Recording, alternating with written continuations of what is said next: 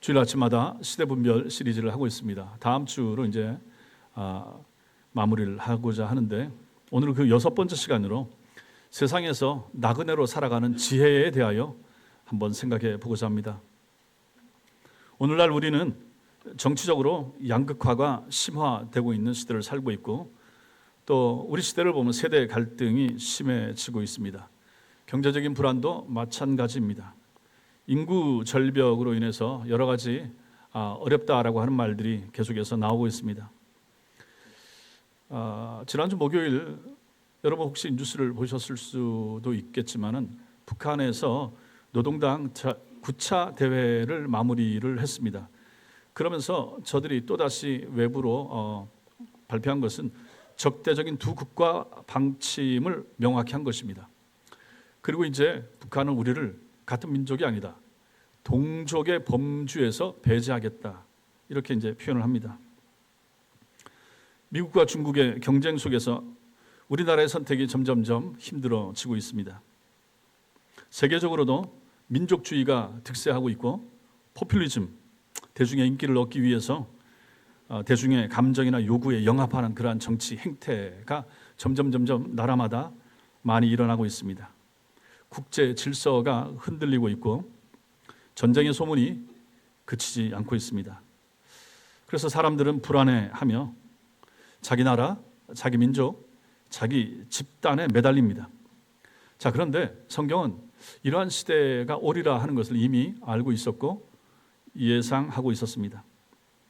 그러고 나서 우리에게, 신자들에게, 그런 시대를 살아갈 신자들에게 어떻게 살아야 할 것인가 하는 것을 알려주었습니다. 그것은 우리의 정체성에 관한 문제입니다. 우리의 정체성을 보여주는 것이죠. 여러분과 저는 대한민국 시민입니다. 대한민국 시민이기 이전에 성경은 하늘의 시민이 먼저라 라고 하는 것을 얘기를 합니다. 이 나라의 국민이기 이전에 하나님 나라 백성이 먼저라 라고 성경은 가르쳐 줍니다. 그리고 여러분과 저는, 여러분들 다 집이 있으시고 그곳에서 정착해서 지금 어떤 분은 5년, 10년 긴 시간 또 살고 계시는 정착민이겠지만은, 성경은 우리에게 모든 신자들은 정착민이 아니고 나그네라 라고 하는 것을 말해주고 있습니다. 그래서 오늘 우리가 읽었던 이 말씀, 그리고 뒤에서 읽을 베드로전서 2장 말씀은 우리에게 우리가 나그네인 것을 알려줍니다.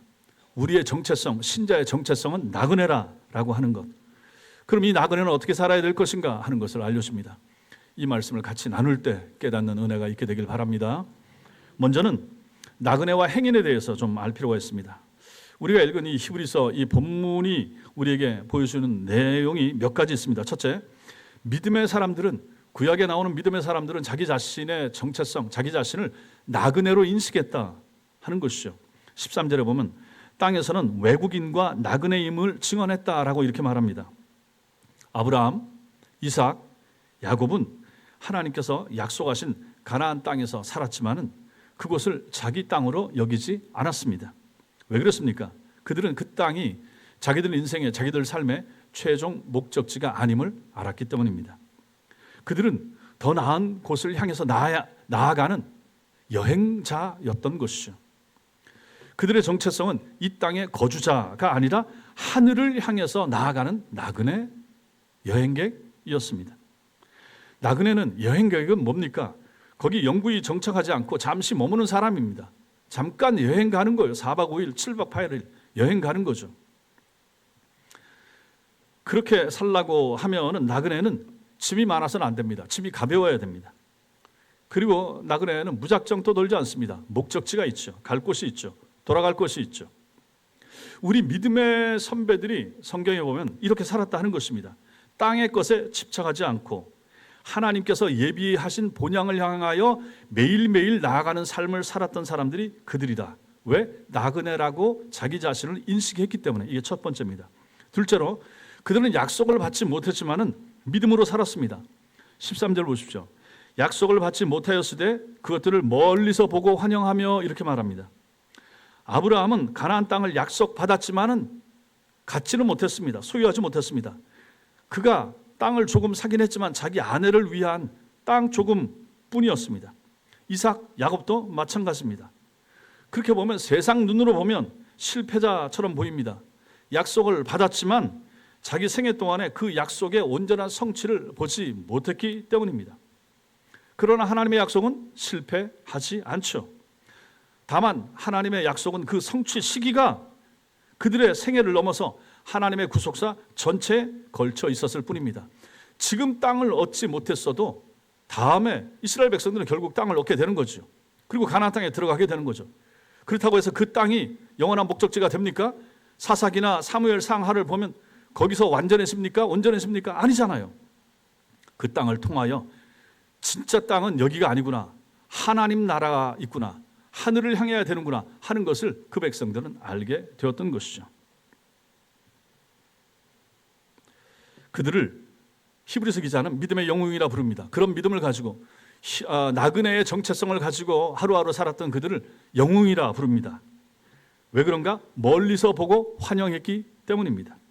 그들은 눈에 보이는 것보다 더 큰 것을 보았던 사람들입니다. 그들은 현재보다 미래를 보았습니다. 이 땅보다 하늘을 보았던 사람들이 그들입니다. 그들은 하나님의 약속은 반드시 이루어진다 하는 것을 확신을 했습니다. 비록 자기 생전에는 그것을 보지 못한다 할지라도 언젠가는 반드시 이루어지리라라고 하는 확신을 가지고 있었던 것이죠. 이것을 우리는 뭐라고 말합니까? 믿음이라 이렇게 말하죠. 믿음. 히브리서 11장 1절 잘 알죠. 믿음은 바라는 것들의 실상이요 보이지 않는 것들의 증거 이렇게 말씀하죠. 믿음은 뭡니까? 아직 눈에 보이지 않는 하나님의 약속을 하나님의 신실한 성품에 의지하여 확실하게 이루어지리라 믿는 것, 그것을 가지고 믿음이라 이렇게 말하는 것입니다. 내가 욕망하는 것, 내가 바라는 것, 내 소원이 꼭 이루어지리라, 이걸 바라는 것을 가지고 믿음으로 구하면 이루어진다 이렇게 말하는 게 아니라라고 하는 것입니다. 성경에 근거한 하나님의 약속에 근거하여 하나님이 약속하신 것을, 그 약속을 주신 하나님의 신실한 성품에 근거하여 그것을 반드시 이루어진다라고 믿는 것, 그게 바로 믿음이라 하는 것이죠. 그렇게 믿었으니 그 사람들은 자기 눈앞에 있는 현실보다도 보이지 않는 그것을 더 분명하게 이루어질 것으로 믿었다 하는 것입니다. 그게 믿음입니다. 세 번째로 그들은 더 나은 본향을 사모하던 사람들입니다. 14절과 15절이 오늘 우리에게 그것을 보여줍니다. 여러분, 아브라함의 고향이 어디입니까? 갈대아 우르. 우리는 지금 어성경을 배우고 있습니다. 이런 거 물으면 금방 나와야 되는 거죠. 갈대아 우르. 그것은 당시 문명의 중심이었습니다. 편안하고 안전한 곳입니다. 메소포타미아 문명의 핵심이었던 곳이죠. 오늘날 같으면 서울 같은 곳입니다. 만약에 아브라함이 거기서 나왔기 때문에 그것을 그리워했다 그러면 언제든지 돌아갈 수 있었을 것입니다. 그러나 그는 돌아가지 않았습니다. 왜요? 16절이 답입니다. 그들이 이제는 무엇을 사모했다고 말합니까? 더 나은 본향을 사모했다. 그 더 나은 본향은 어디 있다고 말합니까? 하늘에 있더라. 이 세상 어느 곳에, 이 땅에 있는 것이 아니더라 라고 하는 것입니다. 아브라함이 찾는 본향은 우르가 아니었고 가나안 땅도 아니었습니다. 아브라함과 그의 후손들이 사모했던 곳은 하늘 본향, 하나님께서 예비하신 영원한 성이었던 것입니다. 그게 바로 더 나은 본향입니다. 본향도 낮고 좋은데 더 나은 본향이 있더라. 누구에게? 나그네에게. 누구에게? 신자들에게. 이 땅에 어떤 나라, 어떤 도시, 어떤 체제도 여러분과 저의 궁극적인 본향은 아닙니다.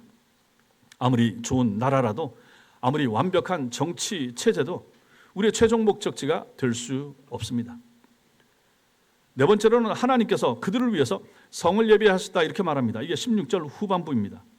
하나님께서 그들을 위하여 성을 예비하셨다. 한 성을 예비하셨다. 이것은 얼마나 놀라운 말씀인가. 하나님께서 그들의 하나님이라 불리시는 것을 부끄러워하지 않으신다라고 합니다. 전능하신 하나님, 천지를 만드신 하나님께서 보잘것없는 땅 한 평 제대로 없는 그 나그네들의 하나님이라 불리는 것을 하나님은 기뻐하셨다, 즐거워하셨다 하는 것입니다. 왜 그렇습니까? 그 땅에 있는 그 나그네 같은 그들이 이 땅에서 나그네로 살면서 이 땅의 것에 매몰되지 아니하고 매달리지 않고 하나님을 신뢰하면서 살았기 때문입니다. 하나님 나라를 소망하면서 살았기 때문입니다. 그래서 하나님께서는 그들을 기뻐하셨던 것이죠. 그러니 하나님께서 그들을 위해서 대가를 준비하신 것이죠. 선물을 준비한 것이죠. 그것이 무엇입니까? 한 성이었던 것입니다. 뒤에서 읽겠지만 계시록 21장은 이 성을 묘사합니다. 이 성을 가지고 새 예루살렘이라 부르죠. 하나님께서 사람과 함께 이제 계시게 되는 곳, 눈물도 없고 죽음도 없으며 애통하는 것이나 곡하는 것이나 아픈 것이 없는 곳, 이곳이 바로 우리의 본향이라 하는 것입니다. 그리고 이것이 바로 우리의 최종 목적지가 됩니다. 실제로 이런 곳이 이 땅에 한 번 있었습니다. 그게 언제인가? 에덴 동산입니다. 에덴 동산에서 하나님께서는 정원을 거니시기도 하셨고 아담과 하와와 대화를 나누셨습니다. 그러한 공간에서 그들이 잘 살았었으나 범죄함으로 말미암아 쫓겨나게 되었죠. 그리고 다시는 그 땅 회복하지 못합니다. 하나님께서 천사들을 통하여 불칼을 가진 천사들이 그 문 앞에 지켜서 다시는 그곳으로 돌아가지 못하게 하신 것입니다.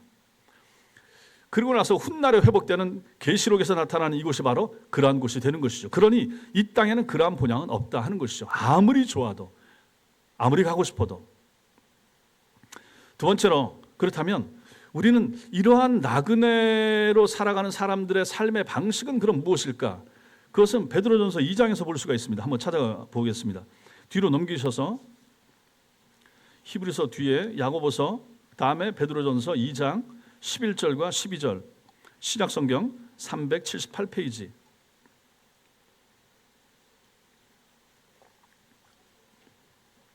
베드로전서 2장 11절 12절 같이 읽겠습니다. 시작. 사랑하는 자들아, 거류민과 나그네 같은 너희를 권하노니 영혼을 거슬러 싸우는 육체의 정욕을 제어하라. 너희가 이방인 중에서 행실을 선하게 가져 너희를 악행한다고 비방하는 자들로 하여금 너희 선한 일을 보고 오시는 날에 하나님께 영광을 돌리게 하려 함이라. 여기서 우리는 나그네들의 삶의 방식, 앞에서는 우리는 나그네라, 우리의 정체성은 나그네라 라고 하는 것을 보았고, 그럼 여기서는 나그네는 어떠한 삶의 방식이 있는가? 세 가지 정도 볼 수 있는데, 첫째, 나그네는 육체 정욕을 제어해야 된다 이렇게 말합니다. 나그네 첫 번째 특징이 이것인데, 이것을 다른 말로는 자기 절제 이렇게 말할 수 있습니다. 육체 정욕은 우리를 이 땅에 묶어두려고 하죠. 물질이 우리를 땅에 묶어두려고 하죠. 쾌락, 땅에 묶어두려고 하죠. 안전함, 편안함, 이것은 우리가 늘 집착하는 것입니다. 추구하는 것입니다. 육체의 정욕은 성적인 욕망만이 아닌 세상적인 욕망 전체를 다 포함합니다. 생각해 보세요. 돈에 대한 욕심, 탐욕, 권력에 대한 욕망들, 인정받고 싶은 욕구, 안전에 대한 욕구, 이런 것들이 다 여기에 포함되는 거죠. 자, 그런데 이 욕망들 자체가 악한 건 아니죠.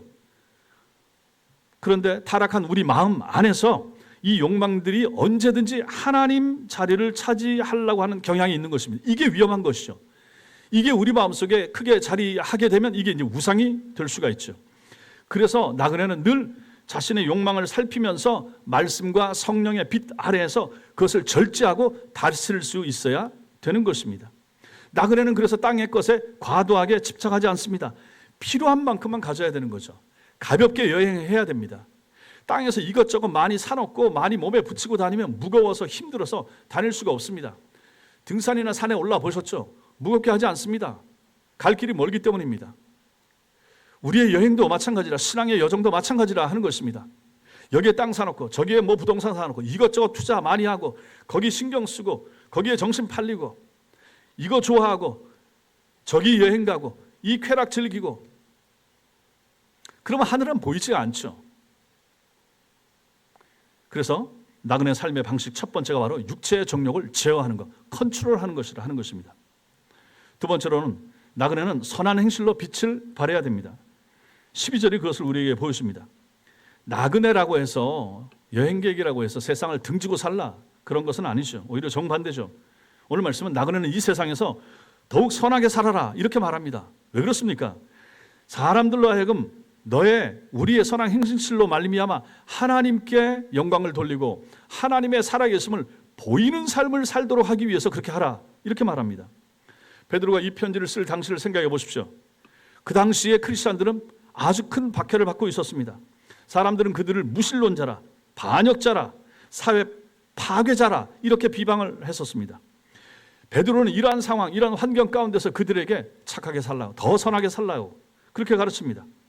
선한 행실은 가장 강력한 증거가 되는 것이죠. 어떤 증거가 됩니까? 우리가 아무리 하나님은 사랑이십니다라고 외쳐도 우리가 삶으로서 하나님이 사랑이신 것을 증명해내지 않으면 세상 사람들이 믿어주겠습니까? 안 믿어주죠. 반대로 우리가 진정으로 사랑하면 말하지 않아도 사람들은 압니다. 우리가 진실된 그리스도인인 것을 말이죠. 그러니 삶이 얼마나 중요한가, 선한 행실이 얼마나 중요한가 하는 것을 우리는 이 말씀에서 배우게 됩니다. 세 번째로는 나그네는 이 땅의 권위를 존중합니다.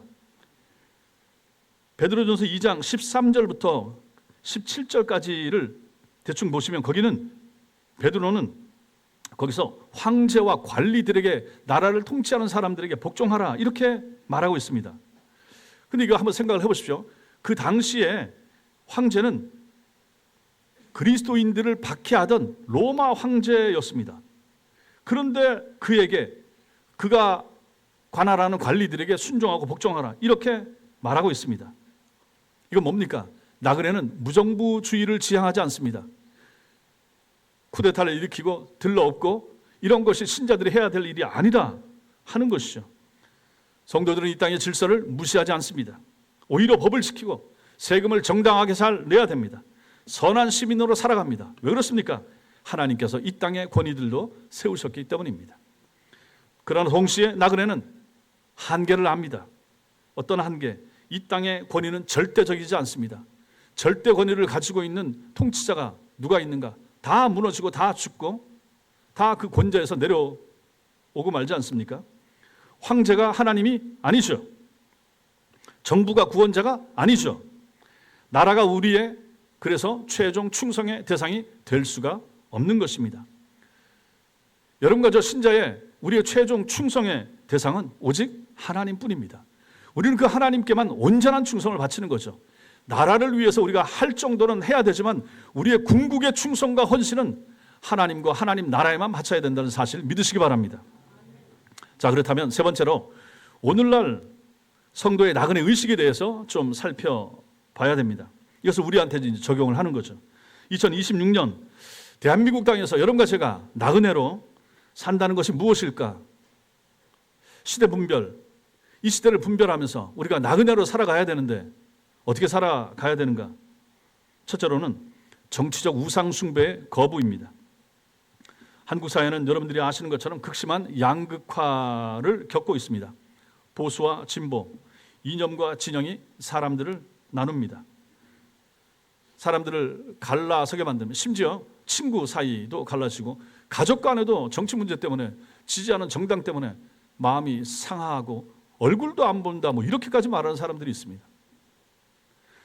저한테도 끊임없이 어떤 내용을 보내는 우리 신학교 동기 목사님이 있습니다. 이거를 잘라야 되는가?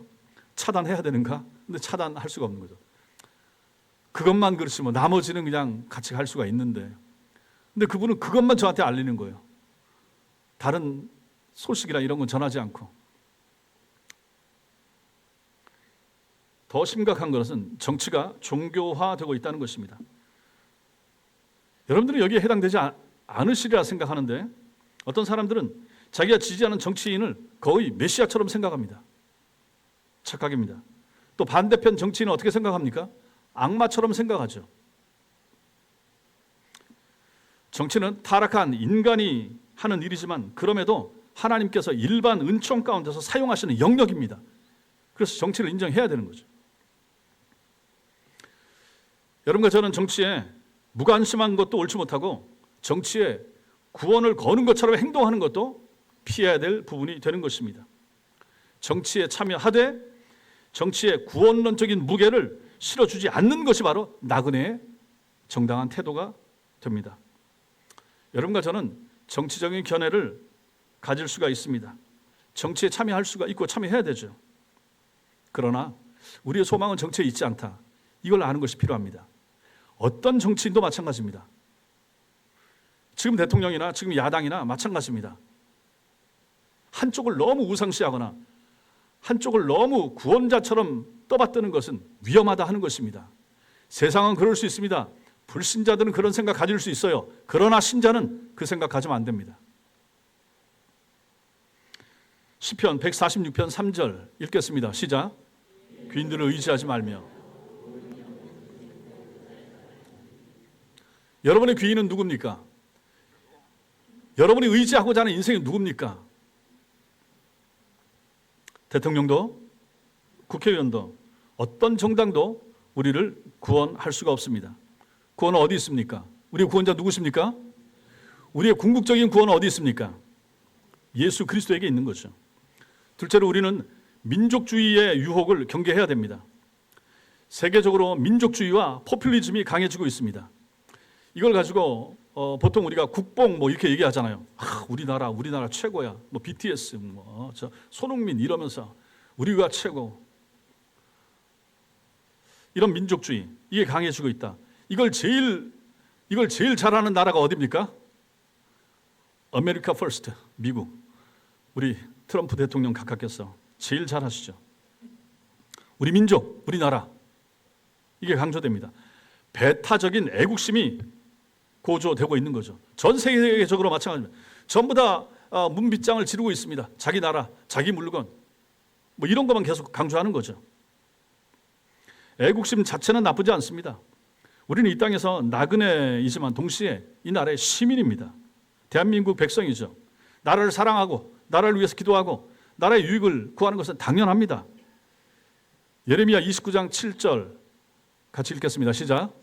너희는 내가 사로잡혀 가게 한 그 성읍의 평안을 구하고 그를 위하여 여호와께 기도하라.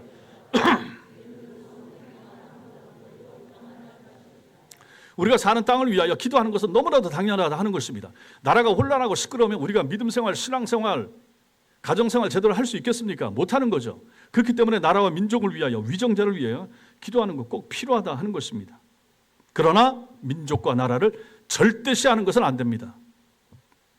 나그네는 자기가 속한 나라를 사랑하지만 그 나라에 절대적 충성을 바치지는 않습니다. 우리의 절대적 충성은 하나님 나라에 있다 하는 것이죠. 갈라디아 3장 28절을 기억하셔야 됩니다. 시작. 너희는 유대인이나 헬라인이나 종이나 자유인이나 남자나 여자나 다 그리스도 예수 안에서 하나이니라. 그리스도 안에서 우리는 국적을 초월한 하나의 가족입니다. 이 땅에 살고 있는 그리스도인들, 중국에 살고 있는 크리스찬들, 일본과 프랑스에 살고 있는 신자들, 그들은 우리가 훗날에 하나님 나라 가서 다시 만나게 될 진짜 저들이 우리의 민족, 동족이 된다 하는 것입니다. 이 의식이 우리에게 있어야 되는 거죠. 셋째로는 미래 불안에 대한 바른 태도가 우리에게 필요합니다. 많은 사람이 미래를 걱정합니다. 제가 이것도 앞에서 설교를 했죠. 여러 가지 위기 상황, 아이들이 생기지 않는다, 인구 절벽, 인구가 줄고 있다, 경제 위기, 뭐 연금이 고갈된다는 거, 국제 정세의 이런 복잡함 이런 것들, 이러다가 나라가 망할 것이다, 미래가 없다. 요즘은 좀 덜 나오지만 옛날에 헬 조선해서 우리나라를 벗어나자, 뭐 이민 가자, 그런 비관론이 팽배했습니다. 이때 여러분과 저 같은 신자들은, 나그네들은 두 가지 극단을 피해야 됩니다. 괜찮아, 상황 좋아질 거야, 상황 좋아질 거야. 막연한 낙관주의, 이것도 아닙니다. 문제가 더 심해질 거야. 우리나라 끝났어, 어려워, 틀렸어, 이러한 비관적인 생각도 아닙니다. 형편이 어떠하든지 역사를 주관하시는 하나님의 주권에 대한 신뢰가 필요한 것이죠. 하나님 손에 있다, 하나님이 하신다. 걱정될 수 있죠. 왜 없겠습니까? 자녀들의 앞날, 우리 손주들을 생각하면 그럴 수 있고, 그러나 하나님이 하신다. 내가 걱정한다고 우리가 뭐 얼마나 그들을 위하여 도와줄 수가 있겠습니까? 세상은 하나님이 돌리시는 것입니다. 그때 우리는 성경을 봐야 돼요. 아하, 하나님의 손 안에 있다. 우리 기독교 역사가는 직선적 역사관 아닙니까? 태초부터, 창조부터, 창세기 1장부터 시작해서 계시록 끝에 세상이 끝나는 것입니다. 회복되고 좋아지고 그런 것을 우리는 기대 못합니다. 그래서 우리는 하나님을 더 신뢰해야 되는 것이죠. 우리는 미래를 준비하는 책임을 다하면서도 결과는 하나님께 맡겨야 됩니다. 이 나라의 미래가 불확실해도 하나님 나라의 미래는 확실하다 믿으시기 바랍니다. 이 땅의 모든 것이 흔들려도 하나님의 보좌는 흔들리지 않는다 하는 것이죠. 그래서 나그네는 책임 있게 살아갑니다. 어떤 책임? 신자는 어떤 책임? 내가 지금 할 수 있는 일을 하는 거죠. 내가 지금 할 수 있는 기도를 하면서 살아갑니다. 투표해야 될 때 빠지지 않고 투표를 하는 것이죠. 이웃을 섬기는 일에 열심을 내서 섬깁니다. 다음 세대 우리 아이들 포함해서 양육하는 일에 또 최선을 다해서 저축하면서 내 것을 줄여서 양육하는 거죠. 이게 바로 신자의 미래에 대한 바른 정당한 태도가 되는 것입니다. 그리고 네 번째, 영원한 관점을 가지고 현재를 사는 것입니다. 바울은 고린도후서 4장 18절에서 말합니다. 시작. 우리가 주목하는 것은 보이는 것이 아니요 보이지 않는 것이니 보이는 것은 잠깐이요 보이지 않는 것은 영원함이라. 성도 여러분, 저 말씀을 외우십시오. 저 말씀을 항상 기억하십시오. 아프고 힘들 때도 마찬가지고 세상을 떠나는 순간에도 마찬가지입니다. 여러분과 제가 주목해야 되는 것은 보이는 것이 아닙니다. 우리는 다 보이는 것에 입이 익숙하잖아요. 손에 보이는 거, 잡히는 거, 만져지는 사람. 그러나 성경은 그렇게 말하지 않습니다. 우리가 주목해야 될 것은 보이는 것보다도 보이지 않는 것에 주목하라 말합니다. 아니, 그러니까 기독교 신앙이 필요한 거죠. 그래서 우리가 예수를 믿는 거죠. 보이는 거 믿고 손에 잡히는 것만 따라갈 것 같으면 왜 교회 와서 왜 교회에다 돈을 드리고 이렇게 합니까? 할 필요 없는 거죠. 보이는 것은 잠깐입니다. 그러나 보이지 않는 것은 어떻다고요? 영원합니다. 믿습니까? 그래서 우리가 신앙이 필요한 거예요. 보이지 않는 것이 영원하다. 보이지 않는 하나님의 나라가 영원하다. 그 나라 우리 가야 된다.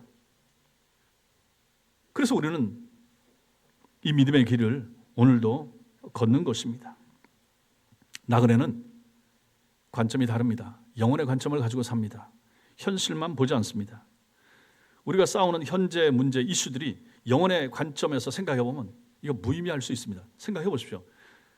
10년 전에 20년 전에 너무 힘들고 너무 어려웠던 순간 시간이 지나고 나니까 이거 참 별거 아니었는데 그때 너무 내가 스트레스 받아서 힘들었어. 그러지 않습니까? 그 순간을 넘어가면 그거 별거 아니잖아요. 영혼의 관점에서 현재를 보는 것도 마찬가지입니다. 지금 여러분들이 당면하고 있는 어렵고 힘든 문제들도 결국은 이런 관점에서 보는 것이 필요하다 하는 것이죠. 내 인생 내 거 아닌 거예요. 성경은 끊임없이 네 인생은 내 손에 있어. 하나님이 말씀하시잖아요. 하나님 손에 있는 내 인생, 내가 발버둥 친다고 해서 내 뜻대로 내 마음대로 가지 않잖아요. 하나님 손에 있으니 결국은 하나님의 뜻대로 하나님의 손 안에서 움직여질 것이에요. 그걸 믿는 것, 이게 바로 신앙이라 하는 것입니다. 그러면 마음이 편해집니다.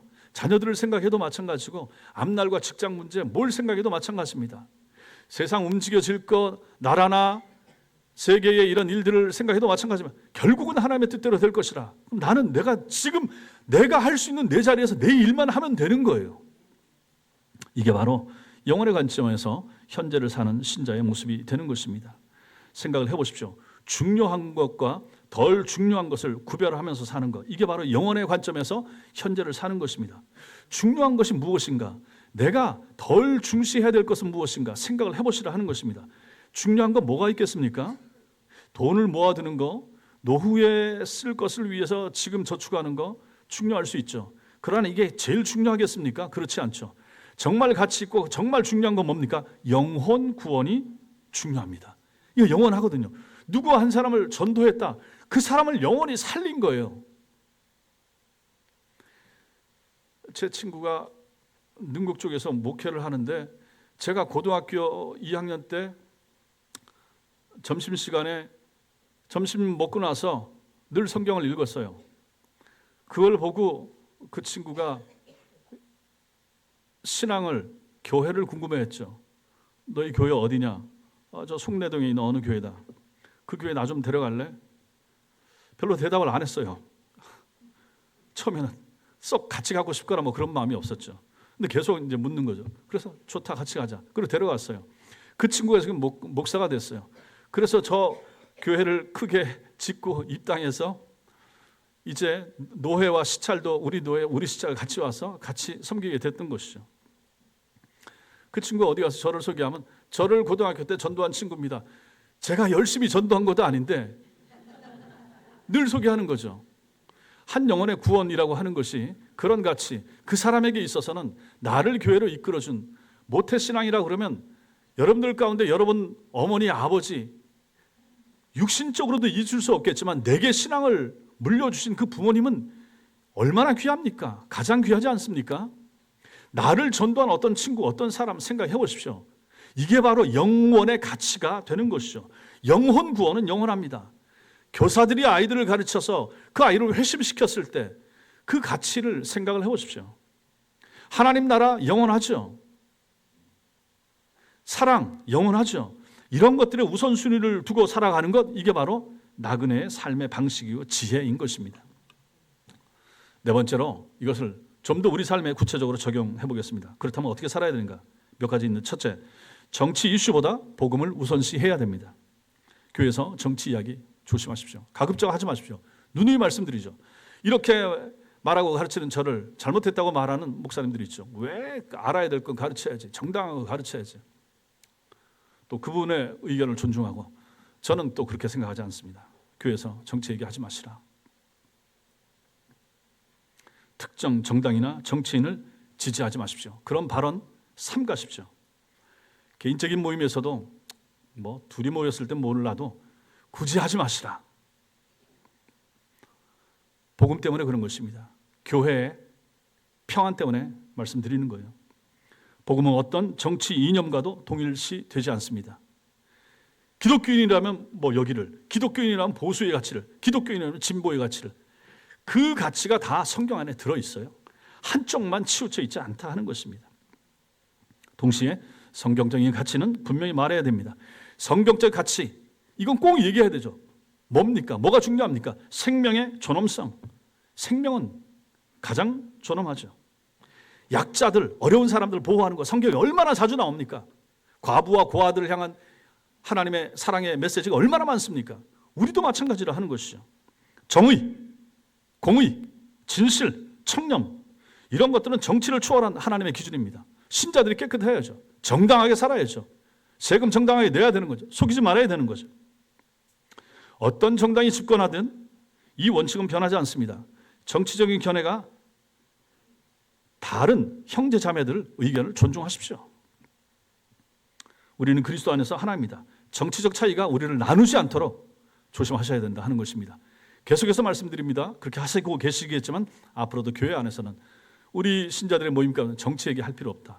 반드시 나와 똑같지 않은 생각을 가진 사람이 있기 때문에 그 사람은 마음이 상하는 거죠. 저도 마찬가지예요. 제가 어느 한쪽의 의견이나 견해에 동조하게 되면 그 다음에 제가 전하게 되는 복음의 메시지를 여러분들 중에 어떤 사람들이 마음에 부담감을 가지고 안 듣게 될 수가 있다 하는 것입니다. 피해야 되는 거죠. 둘째로는 이 땅에서 최선을 다하되 이 땅의 것에 집착하지 않으셔야 됩니다. 나그네라고 해서 무책임하게 사는 것이 아니죠. 오히려 성도들은, 나그네 정체성을 가진 성도들은 오히려 더 성실하게 살아야 됩니다. 일터에서 최선을 다하고 이웃을 사랑하고 섬기면서 사회에 기여해야 됩니다. 그러나 결과에는 집착하지 않습니다. 만약에 우리가 승진할 기회에서 승진하지 못했다라고 해도 마찬가지고, 사업이 내 원하는 대로 안 돼서 사업이 실패했다라고 해도 마찬가지입니다. 계획이 무너져도 내가 들어가려고 하는 직장에 들어가지 못했다고 해도 절망하지 않아야 됩니다. 왜? 그것이 우리의 전부가 아니기 때문입니다. 우리에겐 더 나은 본향이 있습니다. 신자는 이런 마음을 가지고 사는 거죠. 이게 지금 안 됐어도 난 영원한 가치는 하늘에 있고 땅의 가치는 변할 수 있고 변동이 가능하다 하는 것입니다. 그러니 거기에 너무 절대 가치를 해서 나는 꼭 여기에 들어가야, 나는 꼭 이 사람하고 결혼해야, 나는 꼭 이걸 성공시켜야 되고, 이런 생각을 할 필요가 없다 하는 것입니다. 골로새서 3장 23절 24절 시작. 무슨 일을 하든지 주께 다 하듯 하고 사람에게 하듯 하지 말라.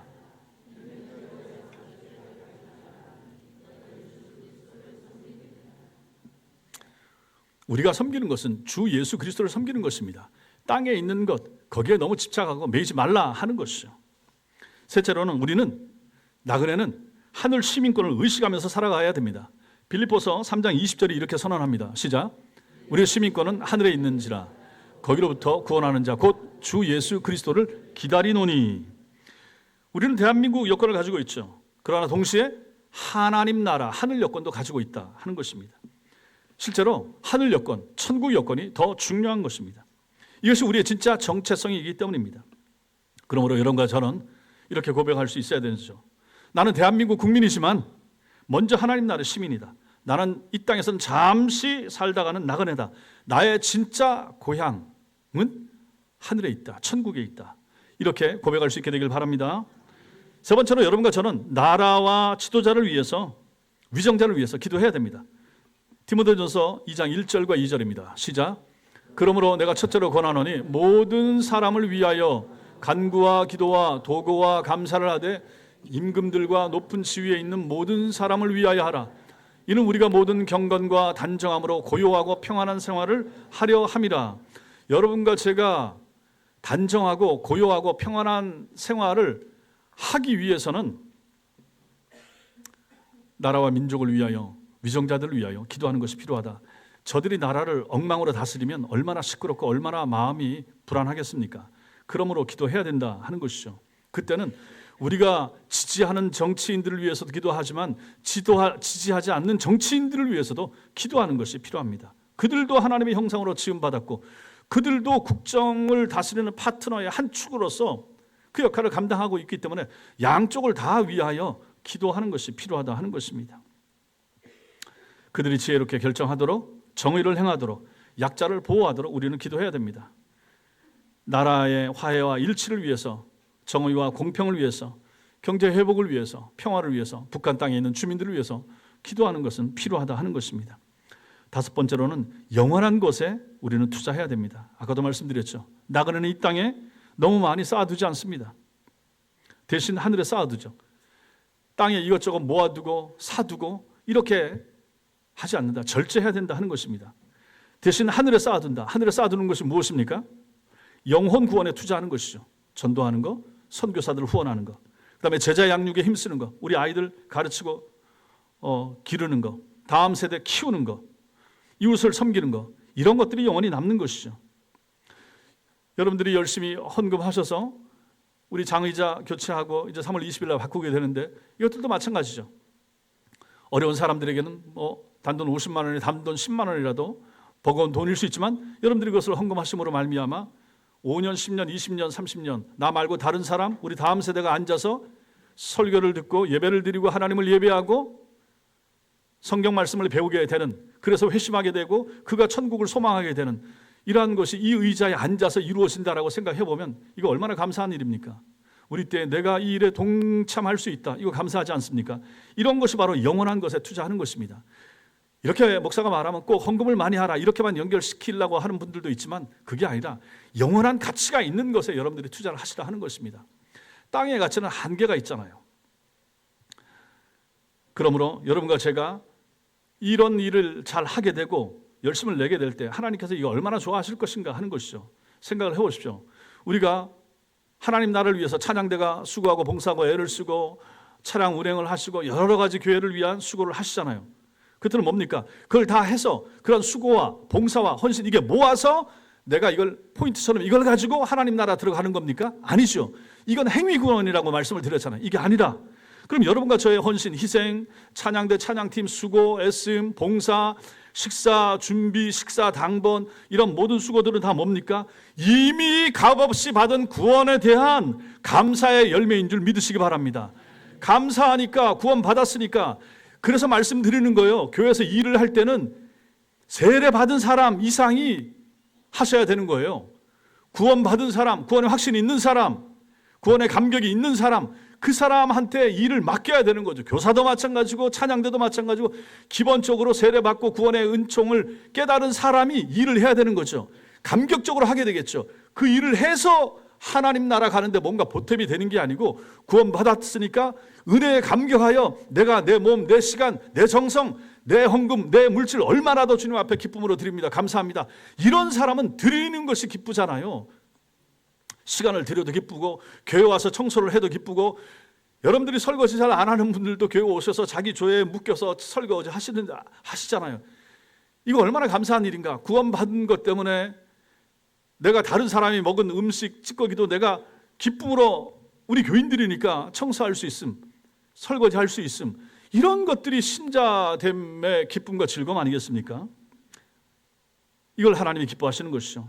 사랑하는 성도 여러분, 이 땅의 모든 것이 흔들려도 하나님의 보좌는 흔들리지 않는다는 사실 믿으시기 바랍니다. 이 나라의 전 세계의 미래가 불확실해도 하나님 나라의 미래는 확실하다는 사실 믿으시기 바랍니다. 세상이 아무리 보여도 우리의 소망은 빛나는 것입니다. 우리는 이 세상에서 나그네라고 말씀을 드렸죠. 우리가 이 땅에 속하지 않았다라고 하는 것은 우리는 더 나은 곳에 속해 있다라는 뜻이라고 말씀을 드렸습니다. 그것은 바로 하나님 나라라고 하는 거죠. 우리는 나그네로서 여기 잠시 머문다라고 하는 것은 지금은 가고 있다. 어디로? 영원한 집을 향해서 가고 있다. 신자들은 그렇다. 그럼 우리가 가는 곳은 어딘가? 계시록 21장 3절과 4절 같이 읽겠습니다. 시작. 내가 들으니 보좌에서 큰 음성이 나서 이르되 보라, 하나님의 장막이 사람들과 함께 있음에 하나님이 그들과 함께 계시리니 그들은 하나님의 백성이 되고 하나님은 친히 그들과 함께 계셔서 모든 눈물을 그 눈에서 닦아주시니 다시는 사망이 없고 애통하는 것이나 곡하는 것이나 아픈 것이 다시 있지 아니하리니 처음 것들이 다 지나갔음이로라. 아멘. 이 나라가 우리의 본향인 줄 믿으시기 바랍니다. 결국 신자들은 저 나라를 향해 가는 거예요. 세상 사람들은 뭐라고 말하든지 간에 우리는 저 나라가 있다 하는 것을 믿는 사람인 거죠. 성경에서 이렇게 얘기하고 있고, 그래서 저 나라를 소망하면서 가는 거죠. 저 나라가 우리의 본향이고 이 땅에 우리의 본향은 없습니다. 저 나라를 향해서 가는 동안에 우리의 정체성은 나그네입니다. 여행자입니다. 여행객입니다. 그러니 이 땅에서 너무 거추장스럽게 이것저것 붙이고 다니고 땅에 뭘 심어놓고 뭐 이럴 필요가 없다. 신자는 그렇게 살 필요가 없다 하는 것이죠. 저 나라가 얼마나 소중한 나라인가 한번 생각을 해보십시오. 우리가 앞에서 보았던 것처럼 이제는 하나님의 얼굴을, 예수 그리스도의 얼굴과 얼굴을 대면하여 보게 되리라. 어디서? 하나님 나라에서. 그리고 우리 믿음의 선진들, 믿음의 선배들, 여러분들 아는 신앙의 선배들, 먼저 하나님 나라 들어간 사람들을 얼굴과 얼굴을 대하여 보게 될 것입니다. 이 소망이 있기에 여러분과 저는 오늘을 힘있게 살아갈 수가 있는 것이죠. 정치가 혼란스러워도, 경제가 불안해도, 미래가 불투명해도 여러분과 저는 흔들리지 않아야 되는 것이고 흔들리지 않을 수가 있는 것입니다. 이 신앙 분명히 붙잡고 내가 할 것 하고 세상이 아무리 흔들려도 하나님의 손 안에 있다. 하나님이 하실 것이다. 그걸 믿으면 우리는 흔들림 없이 이 믿음의 길을 갈 수가 있는 것이죠. 이것이 성경적 나그네 정체성이 되는 것입니다. 여러분과 제가 더 나은 본향을 사모하는 나그네이기 때문에 이 마음과 이 믿음을 가지고 살 수 있어야 되는 것이죠. 이러한 믿음이, 이러한 결단이, 이러한 은혜가 여러분과 저에게 있기를 주님의 이름으로 축원합니다. 기도하겠습니다.